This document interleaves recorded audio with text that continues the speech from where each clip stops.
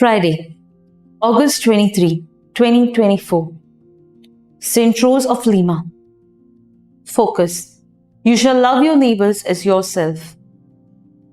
When preparing for a crucial examination, I am usually dazed and do not know how to tackle the vast syllabus. But if I begin with the most important topics, they form a strong foundation for my study, and I gradually gain confidence that I am well set. If we are spiritually overwhelmed and are wondering where to start or restart a Christian journey to eternal life, Jesus gives us two great commandments, the core of all the rest. First, you shall love the Lord your God with all your heart and with all your soul and with all your mind.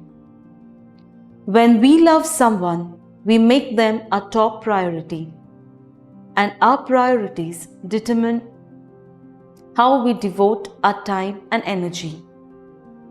Daily Rosary, not skipping Mass for frivolous reasons, personal prayer, reading and reflecting on the Word of God, being of service in the parish. These are some ways we can put God first. The second great commandment, love your neighbor, is actually a wonderful way of loving God.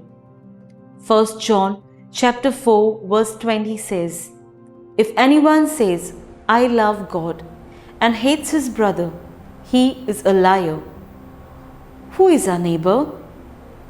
Anyone around us, regardless of their ethnic, religious, or socio-economic status. Many saints are our role models, having loved the poorest, most humiliated, weakest member of society. Fruit. I will ask the Lord for the grace to consciously love and serve Him in my neighbor.